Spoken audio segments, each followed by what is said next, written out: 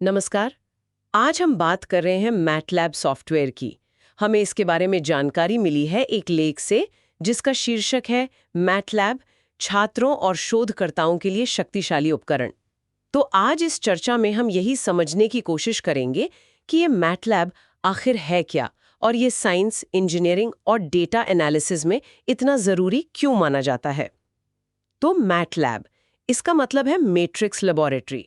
जैसा कि नाम से ही थोड़ा अंदाजा लगता है, ये सिर्फ एक प्रोग्रामिंग भाषा नहीं है, नहीं, उससे कहीं ज्यादा है। ये असल में न्यूमेरिकल कंप्यूटिंग के लिए है, डेटा विजुअलाइजेशन भी, और हाँ, एल्गोरिदम डेवलपमेंट के लिए भी एक पूरा माहौल देता है। और इसकी सबसे बड़ी ताकत पता है क्या है? वो है इसका मैट्रिक्स ऑपरेशंस के लिए इनबिल्ट सपोर्ट। हाँ, बिल्कुल। और जो बात इसे खास बनाती है वो है इसका सिंटैक्स। जो पारंपरिक भाषाएं हैं जैसे C++ या जावा, उनके मुकाबले ये काफ़ी सरल है। इसे होता यह है कि गणित के फॉर्मूले लिखना, डेटा को देखना समझना और हाँ, कोड डिबग करना भी, ये सब काफ़ी आसान हो जाता है।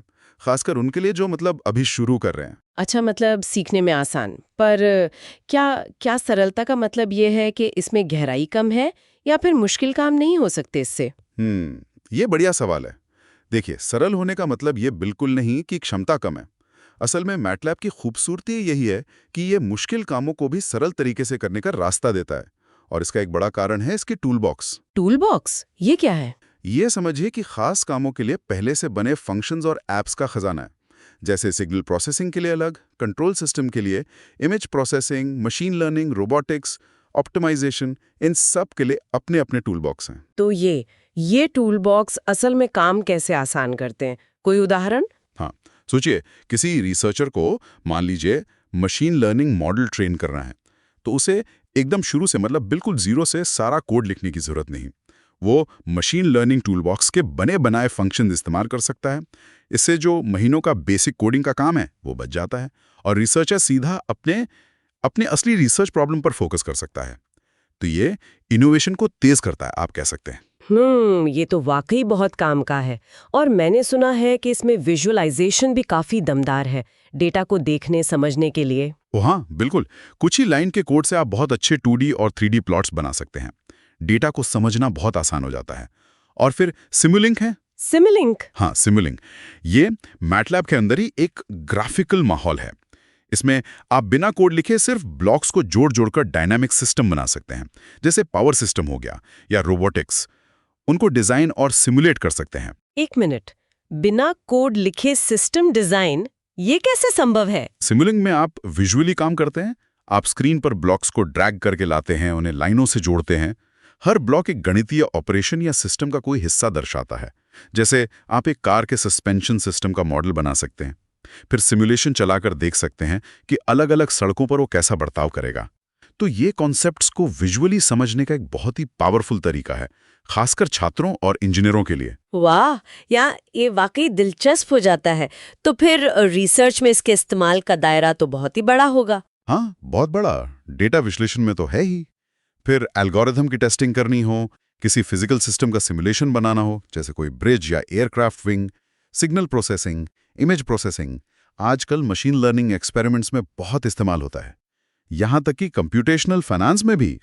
और सबसे अच्छी बात यह है कि ये अकेला नहीं है। ये पाइथन, C++, जावा, इन सब के साथ भी इंटीग्रेट हो जाता है, मिलजुल कर काम कर सकता है। आपने कई फीचर्स गिनाए, क्या कुछ और भी है जो इसे इतना प्रैक्टिकल बनाता है? जी हाँ, कई चीजें हैं। एक तो ये इंटरैक्टिव है। आप कमांड लिखते हैं, तुरंत नतीजा देखते हैं। ये सीखने में मदद करता है। फिर इसमें डॉक्यूमेंटेशन बहुत अच्छा है। इनबिल्ट हेल्प मिल जाती है। एक और चीज है, ऐप डिजाइनर। इससे आप अपने कोड के लिए ग्राफिकल यूजर इंटरफेस GUI बना सकते हैं, पॉइंट एंड क्लिक वाले कंट्रोल्स। और इसके लिए बहुत ज्यादा प्रोग्रामिंग की जरूरत नहीं पड़ती। कोड जनरेशन की सुविधा भी है। मैटलैब कोड को C++ या HTML में बदल सकते हैं। HTML जो इलेक्ट्रॉनिक्स डिजाइन में काम आता है। और हाँ, मैटलैब ऑनलाइन भी है, जिससे आप इसे कहीं से भी वेब ब्राउजर के जरिए एक्सेस कर सकते हैं। एक्सेस की बात आई तो क्या ये आसानी से मिल जाता है? खासकर छात्रों के लिए महंगा तो नहीं? मैथवर्क्स जो कंपनी से बनाती है, वो छात्रों के लिए काफी रियायती लाइसेंस देती है, और एकेडमिक उपयोग के लिए मुफ्त ट्रायल भी होते हैं। साथ ही कई विश्वविद्यालय और कॉलेज पूरे कैंपस के लिए लाइसेंस खरीदते हैं। तो वहाँ छात्रों और शोधकर्ताओं को ये आसानी से या मुफ्त में ही मिल जाता है। और शिक्षा में मतलब क्लासरूम में इसकी क्या भूमिका है? भूमिका, अरे बहुत महत्वपूर्ण भूमिका है।